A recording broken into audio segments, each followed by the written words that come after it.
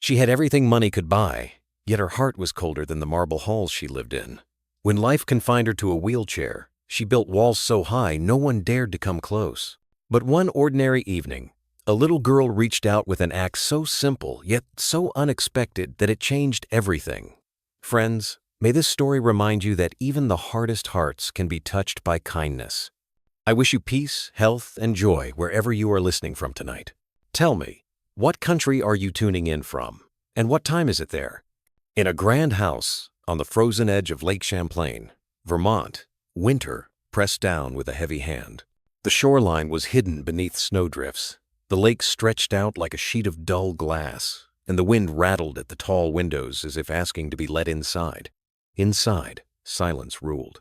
The kind of silence that made even the hum of the electric fireplace sound like a thunderclap in the cavernous living room. The house belonged to Marjorie Whitmore, though few in Burlington ever spoke her full name anymore. Most simply called her Mrs. Whitmore, a mixture of respect and distance. Once, decades earlier, her name had appeared in glossy magazines. A bold, determined woman who built and ran one of the most successful hotel chains in New York City. But time had shifted the ground beneath her. A car accident had left her without the use of her legs, and now she lived apart from the city, in a mansion far too large for one person, as if she were a queen without a court. Even at 65, her features carried the trace of that former strength: sharp cheekbones, silver hair cut neatly, and eyes that could still narrow with intimidating force. Yet she sat in her wheelchair like a statue, watching the frozen lake as if searching for something she had lost there. She had attendants, of course, house staff who cooked, cleaned, or brought her groceries from town. They were polite, efficient, and nearly invisible. Marjorie rarely looked at them, and they rarely looked at her. She kept her conversations clipped, functional. "Thank you. That will be all." The walls of the house echoed with those words and little else. But at night, when the staff had gone and the long halls filled with shadows, she sometimes reached for a photograph kept in a small drawer of her desk. It showed her in her 20s, hair loose, smiling with a freedom she could hardly recognize now. Alongside her was a man, his face blurred by time and the cheap film of the era.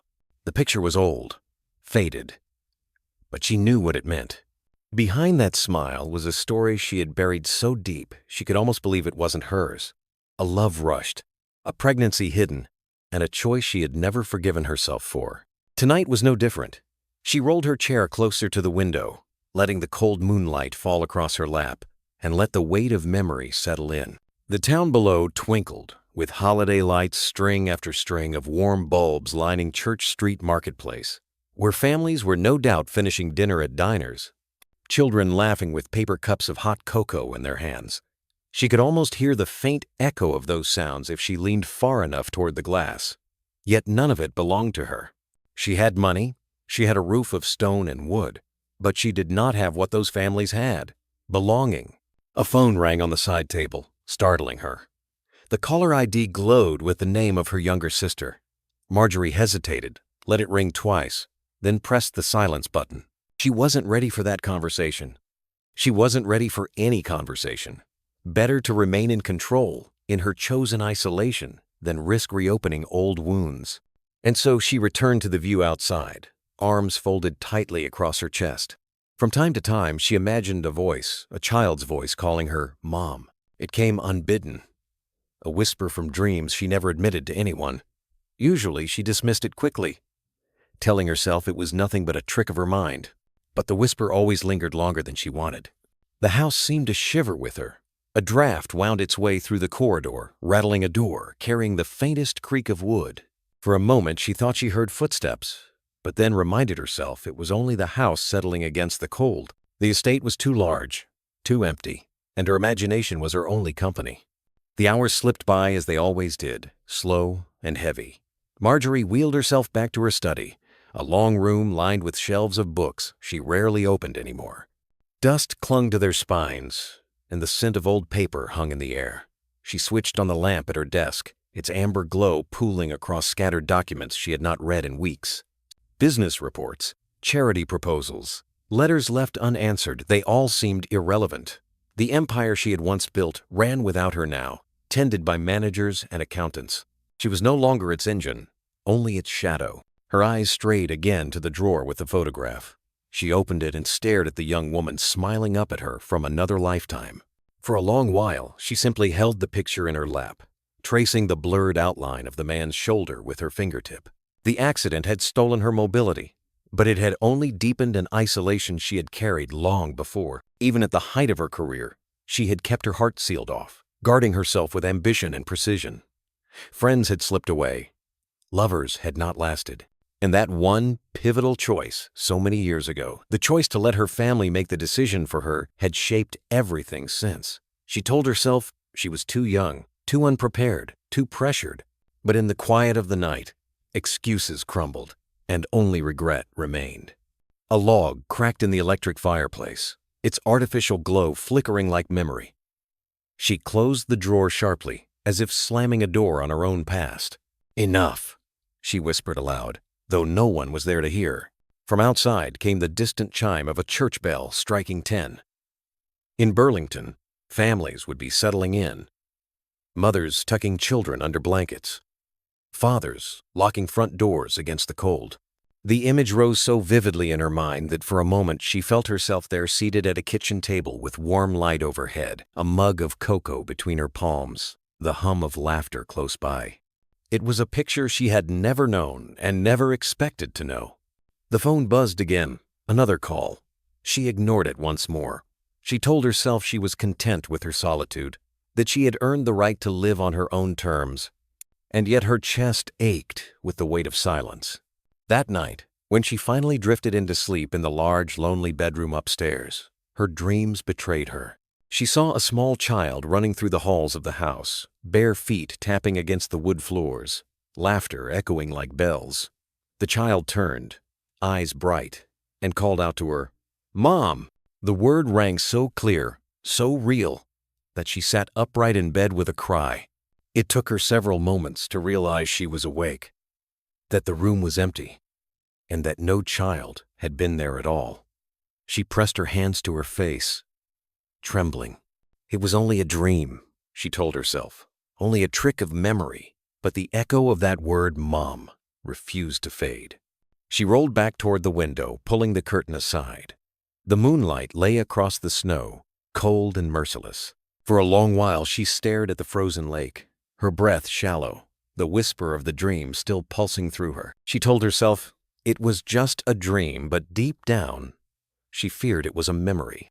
Snow still lay heavy across Burlington when Caleb Thornton parked his aging Ford pickup near the service entrance of the Whitmore estate.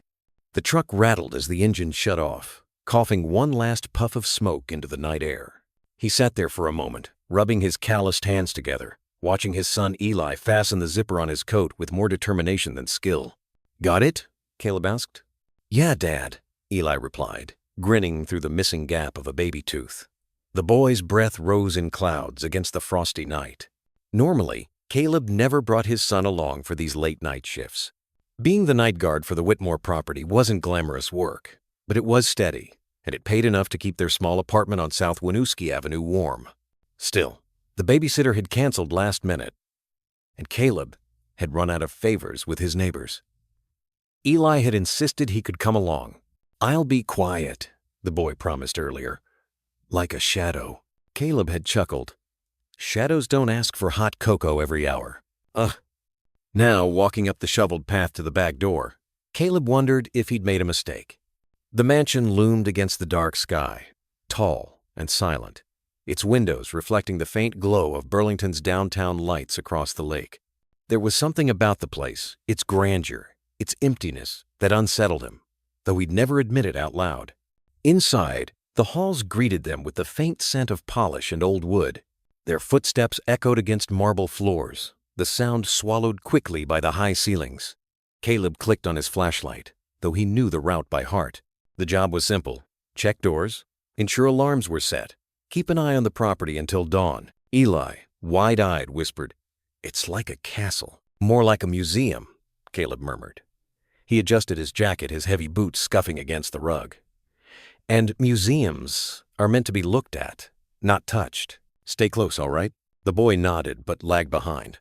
Drawn by portraits hung along the corridor, stern ancestors gazed down from gilded frames, their painted eyes following him with silent judgment.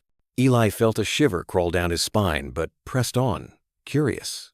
They turned a corner, and that was when Eli heard the faint hum of machinery, a motorized chair moving somewhere in the distance. Caleb stiffened, his hand tightening on the flashlight. He hadn't expected anyone awake at this hour. Normally, the lady of the house kept to her private wing, unseen and unheard. The sound grew nearer, wheels rolling softly across hardwood. A figure emerged from the shadows of the great hall. It was Maggie Whitmore herself. She moved with deliberate slowness, the wheels of her chair gliding silently across the polished floor. The dim light from a wall sconce revealed her face, composed, sharp, though her eyes looked tired, like glass dulled by years of winter. Caleb stopped in his tracks, his instinct to bow his head in respect, though his work jacket smelled faintly of coffee and motor oil. "Evening, Mrs. Whitmore," he said, his voice steady but softer than usual. She regarded him with the same expression she gave her staff, distant, almost dismissive, until her gaze drifted past him to the small figure half hidden behind his leg. Eli, too curious to retreat, peeked around his father's side. Their eyes met hers, gray and sharp, his wide and full of something unguarded. "What is this?" Maggie asked, her tone clipped. "My son, ma'am," Caleb replied. "Babysitter canceled. Didn't want to leave him home alone." For a heartbeat, silence stretched thin across the hall. Maggie opened her mouth as if to dismiss them both, but Eli stepped forward before his father could stop him. "Hi," the boy said simply. His voice echoed in the empty space, almost startling in its clarity. Maggie's brows knit together. "You shouldn't be here." "I know," Eli said, unbothered. He craned his neck to look at the vaulted ceiling, then back at her. "This place is so big, don't you get lonely?" Caleb winced. "Eli!" But the boy's question hung in the air like a bell still ringing. Maggie's lips pressed into a thin line. She was used to being spoken to with formality, with caution, with fear even. No one had dared ask her something so simple, so direct, in years. Her instinct was to turn away, to let the old armor slide back into place. Yet the words had pierced something. Her gaze flickered, just briefly, as though a window had cracked open in the fortress of her composure. "No," she said at last, though her voice betrayed her. "I am perfectly fine." Eli studied her, unconvinced, then without thinking extended his small hand. "My dad says sometimes people just need someone to sit with. I could do that." "Em?" The gesture was clumsy, earnest, and it unsettled her more than the harshest negotiation she had ever faced. For a long moment she stared at the boy's hand, so unafraid, so unashamed. Something inside her shifted, a movement she had not felt in decades. Caleb stepped forward quickly, placing a protective arm in front of his son. "That's enough, Eli," he said firmly. To Maggie, he added, "Apologies, ma'am. He doesn't always know when to hold his tongue." But Maggie didn't dismiss them. She didn't command them to leave. She only turned her chair slightly, her face angled away so they could not see the flicker of emotion in her eyes. "You should continue your rounds, Mr. Thornton," she said at last. Her voice had cooled again, but it lacked its usual bite. Caleb nodded, steering Eli gently down the hall. The boy looked back once, puzzled, as if sensing that beneath the stern exterior of the woman in the wheelchair there was something fragile, something waiting. When the hall emptied and the echoes of their footsteps faded, Maggie sat alone once more, her fingers trembling slightly against the armrest. The question still echoed in her ears. "Don't you get lonely?" She told herself she did not. But the truth pressed harder with every passing second. Maggie turned toward the shadows, willing the silence to return. But it no longer felt like protection. It felt like exposure. She turned her chair back toward the great window, toward the frozen lake, trying to steady her breath. But her mind betrayed her, circling back to the boy's eyes, his voice, his outstretched hand. Maggie turned her face away, but in her heart she could not push the memory aside. She told herself she was fine, perfectly fine. But the truth was already lodged too deep to deny.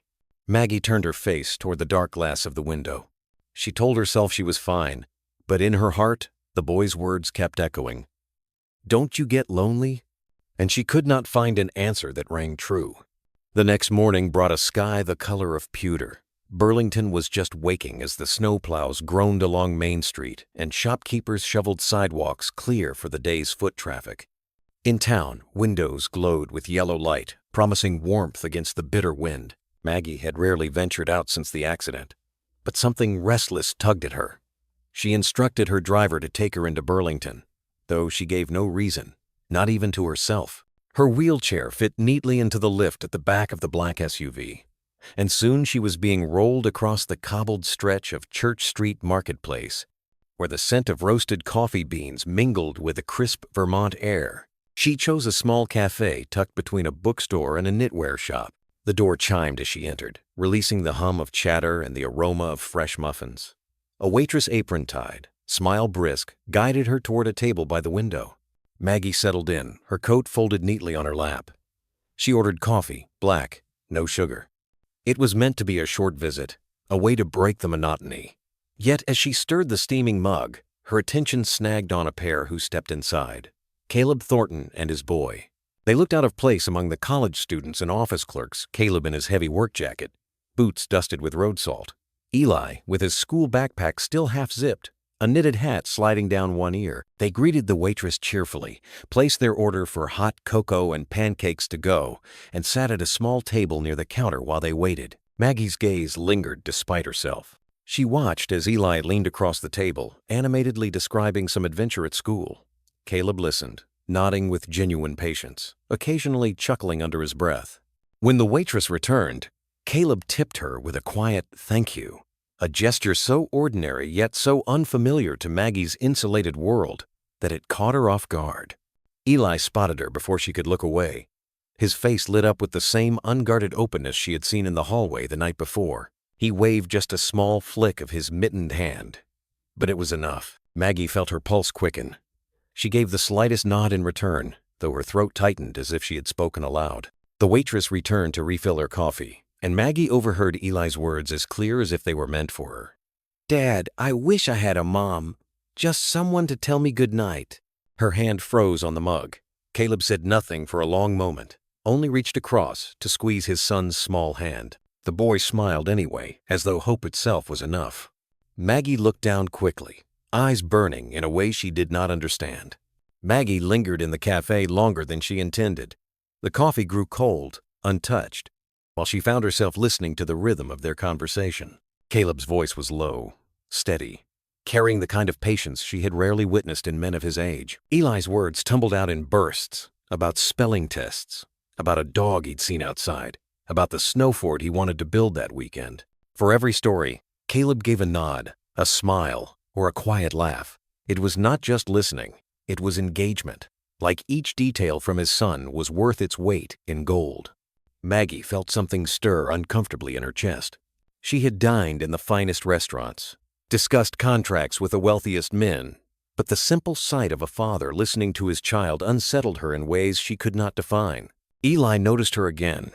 He tugged at his father's sleeve and whispered, not nearly as quietly as he thought, "Dad, that's the lady from the house." Caleb turned his head, following his son's gaze. For a moment their eyes met his dark, weary from long shifts and responsibility. Hers gray, sharp, yet caught off guard. He gave a polite nod, nothing more, then returned his attention to Eli. The boy, however, was not so easily dissuaded. He slid off his chair and trotted toward Maggie's table, hot cocoa still in hand.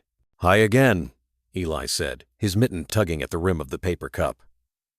"You live in that big house, right?" Maggie opened her mouth, closed it, then managed a curt, "Yes. It's really quiet there," he went on, as though reporting an important discovery. "But you've got a nice window. I saw the lake." Caleb was on his feet now, striding quickly to retrieve him. "Eli, what did I tell you about bothering people?" "He's not bothering me," Maggie interrupted before she could stop herself. Her own voice surprised her, softer than usual. She looked at Eli directly. "You like the lake?" "Yeah," the boy said with a grin. "Dad says when it's not frozen, you can hear the waves at night, like music." Maggie blinked. For the briefest moment, the words carried her back to a younger version of herself standing on a different shore, hearing the Atlantic crash against the rocks, dreaming of what life might bring. The memory was sharp, unwelcome, but impossible to shake. Caleb guided his son gently away.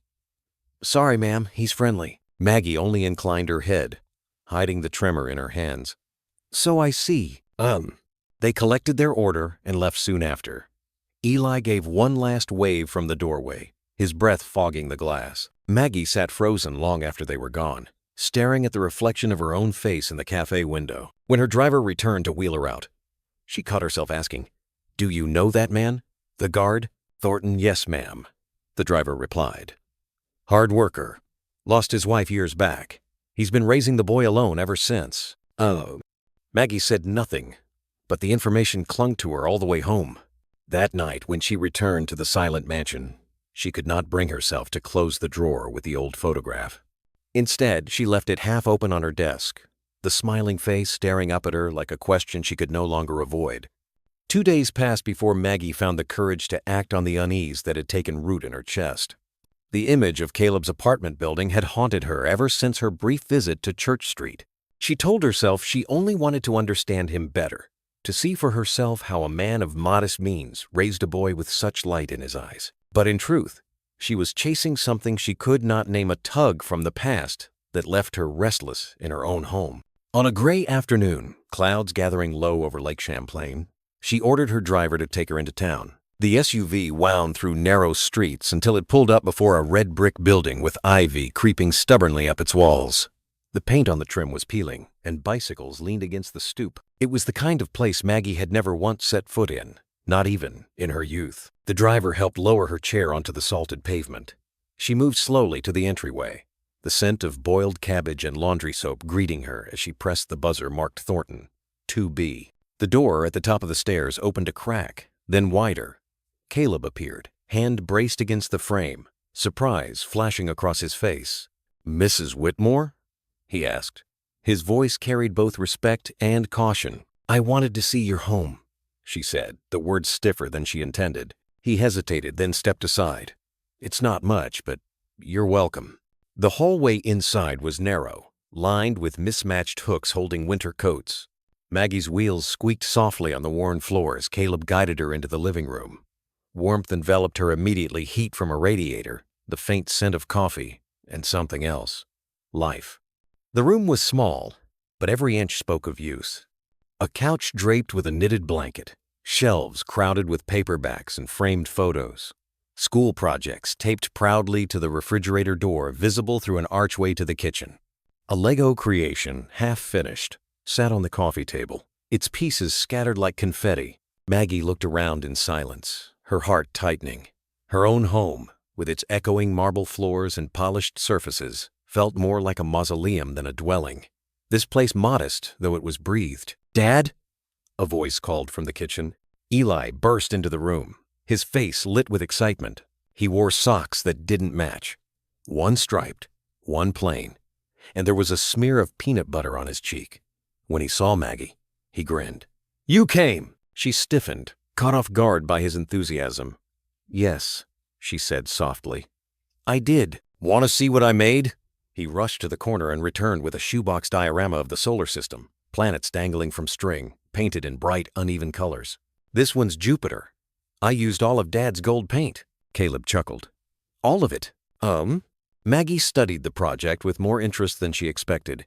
"It's impressive," she said, her voice awkward. Eli beamed, then darted away again, humming to himself. The apartment seemed to follow his energy walls, decorated with his artwork.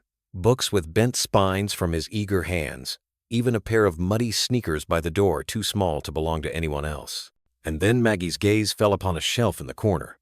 It was cluttered with novels, a candle stub, and half hidden behind a stack of paperbacks, a wooden picture frame. She leaned forward unconsciously, her heart giving a sudden jolt.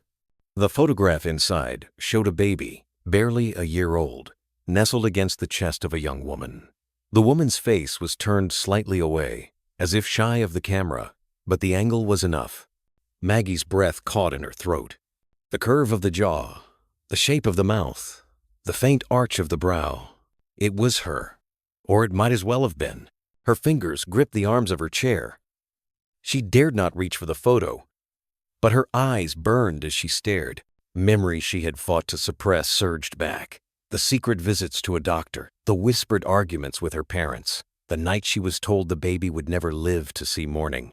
She had believed it, carried that weight like a stone all her life. And yet here was proof, proof that something of that child, or that moment, had endured. Caleb noticed her staring.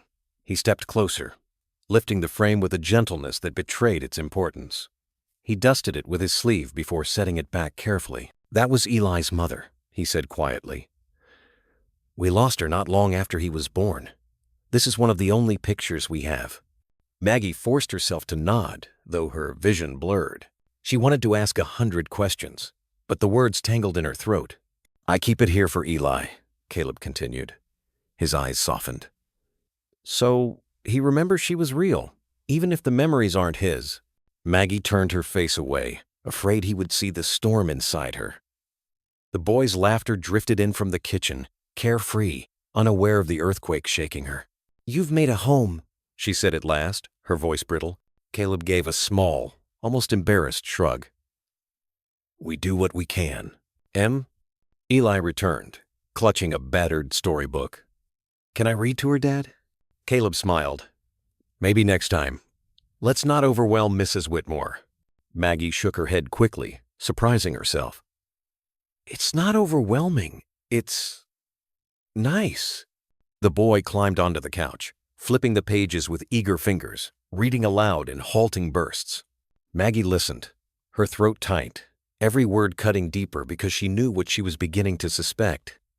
This boy, so alive, so full of hope, might be the piece of herself she thought she had lost forever.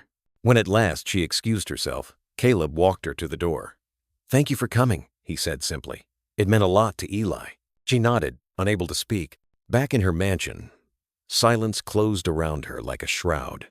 She rolled straight to her study and pulled open the drawer with her old photograph. Side by side, she placed it next to the memory of Caleb's shelf burned in her mind. The resemblance was undeniable. Her hands shook as she whispered into the emptiness. "How is this possible?" The house gave no answer.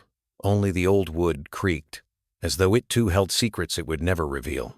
The days after her visit to Caleb's apartment unfolded in a haze, each morning beginning with the same view of gray water stretching across Lake Champlain, each evening closing with the same silence pressing against her chest. Yet the quiet no longer felt like refuge. It was suffocating. Maggie tried to anchor herself in routine, reading reports from her estate managers, reviewing donations her foundation oversaw, keeping the meticulous order of her study intact. But every page blurred before her eyes. She caught herself staring at the clock, waiting for the hours to move faster, only to realize she was wishing them away for something she did not name. It wasn't the mansion she thought of, it was the small, cluttered apartment where life hummed in every corner. She remembered the boy's mismatched socks, the warmth of soup rising from chipped bowls, the photograph on the shelf that seemed to burn itself into her mind. She had spent decades convincing herself that the past was sealed, but the face in that picture had torn the lid off a box she thought was buried for good. On Thursday evening, unable to bear the restlessness, she called Caleb. Her voice was composed, perhaps even brisk, but her hands trembled as she gripped the receiver. "I'd like to stop by again," she said. "If it isn't an inconvenience." There was a pause on the other end, followed by his steady reply. "You're welcome anytime." Ugh. When she arrived, Eli was already waiting in the doorway, hopping from one foot to the other in excitement. His grin was wide and unguarded, his energy spilling out into the hallway. "You came back," he said, and before Maggie could react, he leaned forward as if to hug her. At the last moment he stopped, remembering his father's lessons, and pulled his hands behind his back. "Sorry," he mumbled. "Dad says I should ask first." "Emply." Maggie felt her lips twitch, the closest thing to a smile she had managed in weeks. "It's all right," she murmured. Caleb appeared behind his son, drying his hands on a dish towel. "He's been looking forward to this all day," he said. His tone carried no reproach, only quiet welcome. The apartment was warm with the smell of butter and bread. Caleb had grilled cheese sandwiches browning on the stove, a pot of tomato soup simmering beside them. Maggie almost refused when he offered her a seat at their small table. Decades of etiquette reminded her that she should not impose, but Eli's pleading expression left her without defense. They ate together, the boy chattering between bites, Caleb filling in with a word here and there. Maggie listened more than she spoke, though she found herself strangely soothed by the ordinary rhythm of the meal. Each clink of a spoon, each laugh at one of Eli's silly remarks, chipped away at the frozen wall around her. Afterward, Eli disappeared into his room and returned clutching a small square wrapped in wax paper. He placed it proudly in her lap. "I made this for you," he said. Inside lay a pressed maple leaf, veins spread like fine lace. It was amber in color, fragile but preserved carefully, as though he had understood its worth. "For luck," Ellie explained. "I always keep one in my school notebook. I thought you should have one too." Maggie's throat tightened. Her fingers, stiff from age and grief, trembled as she held the gift. She could not recall the last time anyone had given her something so simple, so personal. "Thank you," she whispered, her voice rough. Eli grinned, satisfied, and darted away again, leaving Maggie alone with Caleb. For a moment, neither spoke. Caleb leaned against the counter, arms folded casually, but his gaze lingered on her, as though he sensed the turmoil beneath her composed exterior. "You don't have to come here if it's uncomfortable," he said gently, "but I think it means a lot to him." Maggie looked down at the leaf in her lap. "It means something to me too," she admitted before she could stop herself. Caleb's eyes softened. He nodded, saying nothing more. As the evening wore on, Eli bounded back into the living room with another burst of energy, clutching a storybook so worn its spine had nearly split. "Can I read to her, Dad?" he asked eagerly.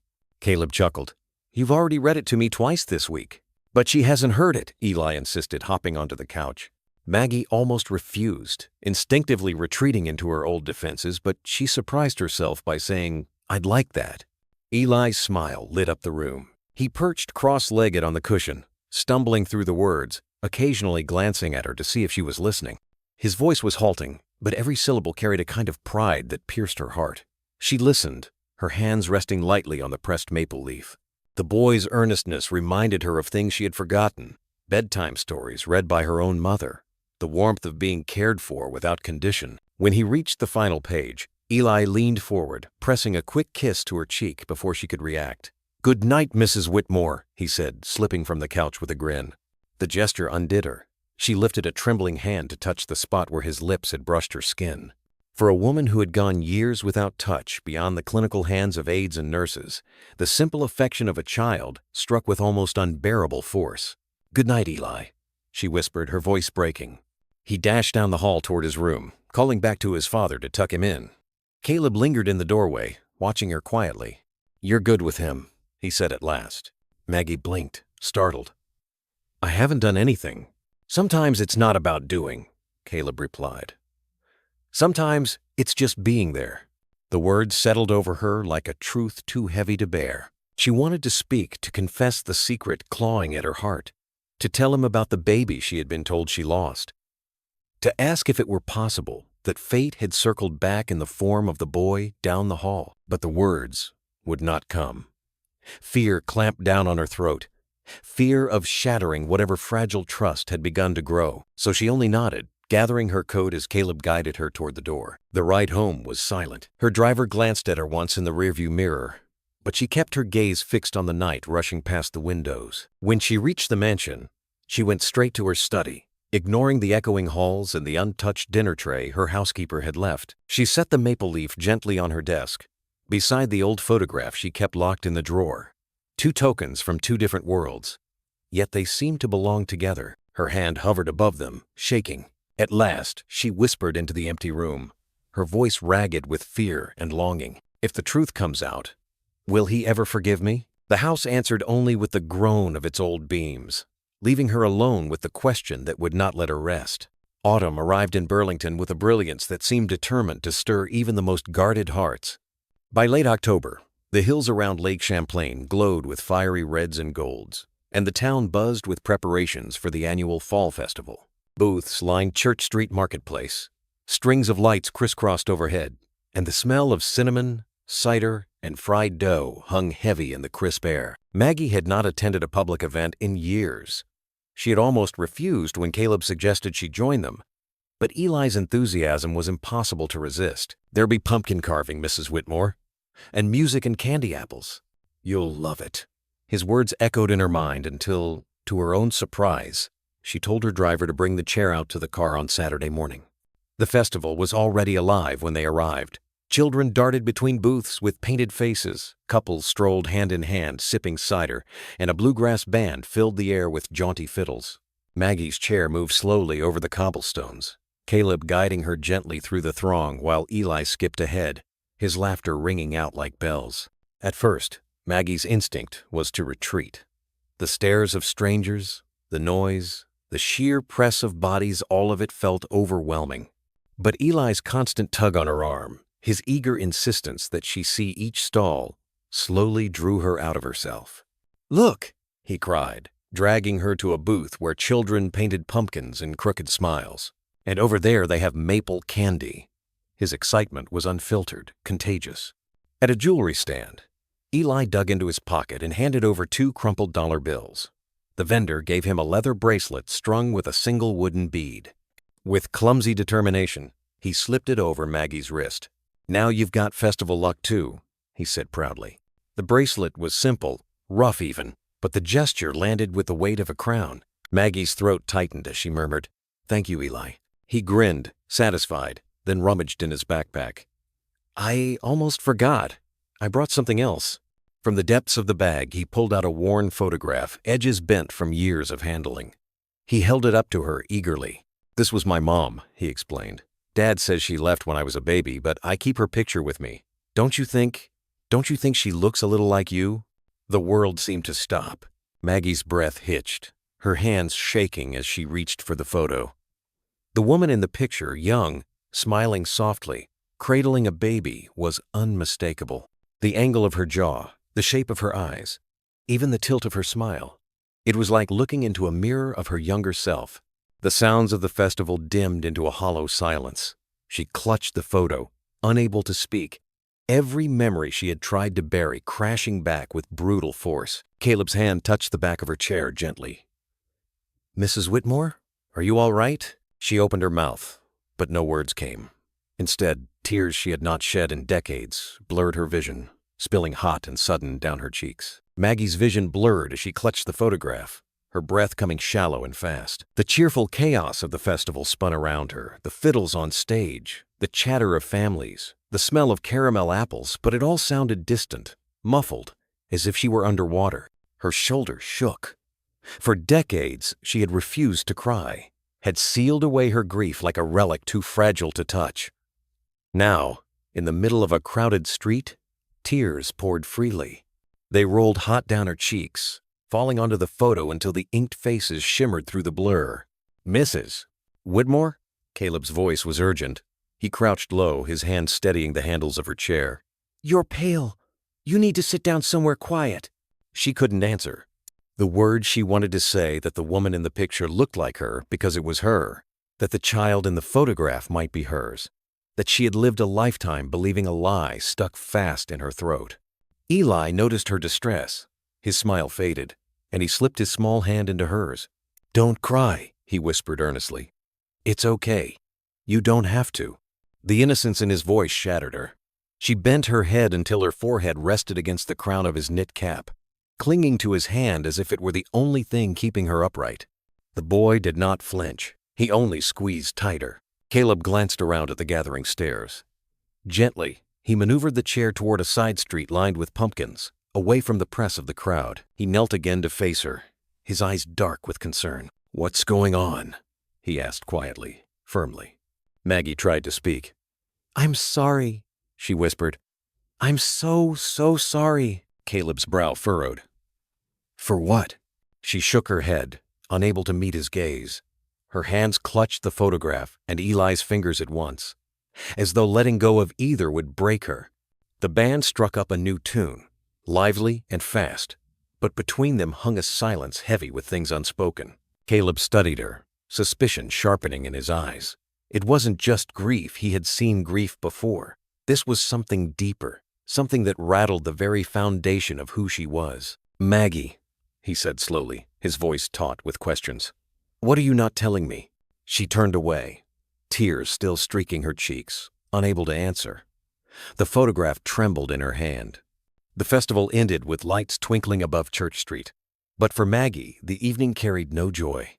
Back in her mansion, she sat at her desk long after midnight, the maple leaf and the photograph side by side under the lamplight. Her tears had dried, but her heart still raced with the boy's words. "She looks like you." By morning, she knew she could not keep the secret buried. It had clawed too close to the surface, and Caleb's sharp eyes had already caught the edges of her unraveling. She told her driver to take her into town again, her voice hoarse but steady. When she arrived at Caleb's building, the hall smelled faintly of laundry detergent, and autumn air carried in from the stairwell. Caleb opened the door almost before she knocked, as though he had been waiting. His expression was wary, his jaw tight. "Come in," he said quietly. Eli was at the kitchen table, crayons scattered across sheets of paper. He looked up, grinned, and waved. "Hi, Mrs. Whitmore." Maggie forced a smile. "Hello, Eli. Caleb gestured for her to wheel into the living room. His voice carried an undercurrent of urgency. "He's busy with his drawing. We can talk here." She nodded, her throat tight. The words she had rehearsed through the night tangled in her chest. She looked at the cluttered room, the Lego tower, the blanket draped over the couch, the shelf with the photograph that had shaken her soul. "I owe you the truth," she began, her voice barely more than a whisper. Caleb folded his arms, waiting. "Years ago," she said slowly, "before I built the life people now know me for, I was a very different woman. I was young, foolish, perhaps. I carried a child." Caleb's eyes widened, but he said nothing. "My parents told me the baby didn't survive," she continued. Her hands gripped the arms of her chair so tightly her knuckles whitened. "They said it was for the best, that I should forget and move on. I tried to believe them. I buried it, but I never stopped wondering." Her voice cracked. "And when I saw that photograph, your photograph, I knew. I knew I had been living a lie." Silence filled the room. The only sound was the scrape of Eli's crayon in the kitchen, innocent and steady. Caleb's face had gone pale. "What exactly are you saying?" His voice was low, strained. Maggie lifted her gaze, tears brimming. "I think Eli is mine. My son." Caleb's face hardened, though his eyes betrayed shock. He stepped back, running a hand over his mouth as though trying to steady himself. "You're telling me that Eli is your child?" His voice cracked between disbelief and anger. Maggie nodded, unable to hold his gaze. "I don't know how else to explain it. The photo, his age, the resemblance. I was told my baby never lived. But when I look at him..." Her voice broke. "I know." Caleb's jaw clenched. "You think knowing him for a few weeks gives you the right to claim him?" The sharpness of his tone cut her, but she did not flinch. "I'm not claiming him. I'm confessing. I should have fought harder, searched longer. I let them convince me I had no child. That's a sin I've carried for 40 years. From the kitchen came the scrape of a chair. Both turned. Eli stood in the doorway, clutching his crayon-streaked paper, confusion written across his face. "Dad, what's she talking about?" Caleb inhaled sharply. "Eli, go back to your room." But the boy didn't move. His eyes darted between them, wide and uncertain. "She said I'm her son." Maggie's heart cracked. She wanted to reach for him, to tell him gently, carefully, but the words lodged in her throat. "Eli," she whispered, "I never meant for you to hear it like this." Caleb stepped forward, placing a firm hand on the boy's shoulder. "It's complicated. Go on, buddy. Please." Eli looked up at him, then back at Maggie. "But I like when she comes over." His voice was small, vulnerable. "She makes me feel like I have two parents." The weight of his innocence nearly crushed her. Tears spilled again, unstoppable. "I never wanted to hurt you," she said. "I just wanted you to know you are loved, more than you can imagine." Caleb's grip tightened on his son's shoulder, his expression torn between fury and pity. "Enough," he said, his voice shaking. "We'll talk about this later." Eli hesitated, then slipped from the room, leaving behind the paper he had drawn a crooked heart, colored bright red. The silence that followed was heavy. Maggie stared at the heart on the floor, her chest aching. Caleb bent to pick it up, holding it in his hand like evidence of everything fragile between them. "You should have told me sooner," he said finally, his voice low. "Before Eli, before I let him get attached. I was afraid. she admitted. "Afraid you'd hate me. Afraid he'd hate me. And maybe I don't deserve anything from either of you. But I couldn't keep lying, not after seeing his face." Caleb turned away, his shoulders rigid. For a long moment, the only sound was the muffled hum of traffic outside. Then he spoke, still facing the window. "You've thrown a grenade into our lives, Maggie. I don't know if I can forgive you." Her hands shook on the arms of her chair. "I don't ask for forgiveness," she whispered. "I only ask for a chance." Caleb did not answer. From down the hall, Eli's door creaked as though he were listening still. Maggie closed her eyes, her heart pounding with a single desperate thought. If the truth comes out, will either of them ever forgive me? The days after Maggie's confession passed in uneasy silence. She did not visit the apartment. She could not bring herself to intrude. The photograph of the young woman and child haunted her more than ever, but so did the image of Eli's wide eyes as he heard her words. In the mornings, she sat by her window overlooking the lake, the maple leaf and her old photograph side by side on the desk. She traced the veins of the leaf with her finger, as if it might give her courage. In the evenings, she wheeled through empty halls, the vast mansion echoing louder than it ever had before. On the fourth day, she found herself calling Caleb. He didn't answer the first time, or the second, but on the third attempt, his voice came through, tired but steady. "We need to talk," she said simply. He hesitated. "I don't know if Eli's ready. I'm not asking to force anything. Just let me explain. To both of you." There was a long pause, then a sigh. "Tomorrow evening, but no promises." When she arrived, the apartment felt heavier than before. Eli sat curled on the couch, his arms wrapped around a pillow. His usual brightness was dimmed, though he managed a small wave. Caleb stood near the kitchen, arms crossed, watchful. Maggie wheeled forward slowly. Her voice was soft, almost trembling. "Eli, I owe you more than an apology. I owe you the truth. The truth is, when I was very young, I had a baby. I was told he didn't survive. I believed that for most of my life. But when I saw your picture and then saw you, I realized I had been wrong, that you were the one I lost." The boy blinked, his brows knitting together. "So, you're my mom?" Her throat closed. She nodded. "Yes, if you'll let me be." Eli looked toward Caleb, uncertain. Caleb's jaw tightened, but he gave no answer. Maggie leaned forward, her eyes brimming. "I know I don't deserve it. I can't undo the years you grew up without me. But I want you to know this.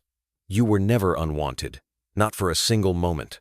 And if you'll allow it, I want to spend whatever time I have left proving it." For a long moment, Eli said nothing. He fiddled with the bracelet on her wrist, the one he had given her at the festival. Finally, in a small voice, he said, "I like having you around." Tears spilled down her cheeks. She reached out, and he slipped his hand into hers. Caleb watched, torn, his eyes shadowed, but he did not pull his son away. The room was silent, except for the faint hum of the radiator. Eli's hand remained in Maggie's, his small fingers curled trustingly around hers. She could hardly breathe, afraid that if she moved, the moment would shatter. Caleb leaned against the counter, arms crossed, his expression unreadable. At last, he spoke, his voice low. "Do you understand what you're asking? He's just a boy. He doesn't need confusion. He doesn't need promises that might break." Maggie turned to him, her face wet with tears. "I'm not asking for permission to rewrite the past. I only want the chance to be present now, to listen, to care, to be here in whatever way he'll allow. I know I've already failed once. I will not fail him again." Caleb's gaze lingered on her, searching, as though weighing the truth in her words. His shoulders eased slightly, though his voice still carried caution. "He's my son. I've raised him since the day he was born. That doesn't change." "I know," Maggie whispered. "And I honor you for it. You've given him everything I couldn't. That's why I came to you first, before I dared to hope." For a long moment, Caleb said nothing. Then Eli tugged gently at his father's sleeve. "Dad?" he asked, his eyes wide. "Can't I have both? You and her?" The boy's question pierced the tension like sunlight through cloud. Caleb's jaw tightened, but his eyes softened. He bent, brushing a hand through his son's hair. "You'll always have me," he said. Then, after a pause, he added, "And maybe it wouldn't hurt to let someone else care for you, too." Maggie's breath caught. She pressed her free hand over her mouth, overcome. That evening, they shared a simple meal, grilled chicken, rice, and a salad. Nothing about it was remarkable, except that for the first time, Maggie felt like she belonged at a table again. Eli chattered about school projects, waving his fork for emphasis. Caleb listened, occasionally interjecting with dry humor that made his son laugh. And Maggie, instead of sitting in silence, joined in. Later, Eli brought out board games, insisting she take a turn. She fumbled with the pieces at first, but the boy only grinned and encouraged her, patient in a way far beyond his years. When bedtime came, he hugged her without hesitation. "Good night, Mom," he whispered, the words stumbling but sincere. The sound of it nearly broke her. She held him tight, whispering back, "Good night, my sweet boy." After Eli disappeared into his room, Caleb lingered by the window. He looked weary, but something in his stance had softened. "It won't be easy," he said quietly. "You'll have to earn his trust. And mine." Maggie nodded, her voice steady despite the tears in her eyes. "I will, every day, for as long as I can." Caleb studied her for a moment longer, then gave a small, reluctant smile. "Then maybe this is a beginning." She turned her gaze toward the hallway where Eli's laughter still echoed faintly. For the first time in decades, the future did not look like a long corridor of loneliness. It looked like a home messy, imperfect, but filled with love. The old mansion on the hill would never feel the same again, not now that she had found her way into the heartbeat of this small apartment. And as she wheeled toward the door, preparing to leave for the night, she whispered a prayer she hadn't dared in years. Gratitude. For forgiveness, for second chances, for the family she had thought she lost, now found again. There is a quiet kind of beauty in seeing an old house filled with laughter again. For Maggie, the woman who once believed her wealth could protect her from loss, it was not marble floors or grand chandeliers that healed her. It was the simple warmth of a boy's smile, the steady presence of a man who chose faith over bitterness, and the courage to admit a truth long buried. We leave her not as a lonely figure by the window overlooking Lake Champlain, but as a mother rediscovering her child, and as a woman discovering her place at a table set not with silver, but with love. The lesson is simple, yet it strikes deep. Love, when given freely, has the power to redeem what years of regret could not. Forgiveness, like bread passed across a supper table, nourishes more than the body, it restores the soul. We are reminded that no fortune, no achievement, no polished reputation can take the place of a child's trust or the embrace of family. And like the way neighbors in a small Vermont town share a smile over coffee at the local diner, it is often the smallest gestures, a pressed maple leaf, a kiss on the cheek, that become the anchors of a life worth living. Perhaps you too have memories tucked away like faded photographs in a drawer. Perhaps there are words left unsaid to those you love, or doors you have not dared to open. This story whispers that it is not too late. Like a porch light glowing in the evening, a single act of honesty or kindness can guide someone home. Happiness, after all, is found not in what we keep for ourselves, but in what we give to others, the meals shared, the patience offered, the forgiveness extended. So take a moment, friends. Think of the faces around your own table, whether in bustling kitchens filled with grandchildren, or in quiet living rooms where silence sometimes lingers too long. Ask yourself, is there a hand you might reach for? A word of grace you might offer? A bridge you could still rebuild? Life, especially as we grow older, teaches us that it is the family we nurture and the love we extend that endure beyond all else. If this story touched your heart, type 1 in the comments. If it did not, or if you have suggestions for us, type 0. Either way, thank you for listening and reflecting. Because in the end, the greatest legacy we can leave is not in fortunes or titles, but in the warmth of a home where forgiveness and love are always welcome guests.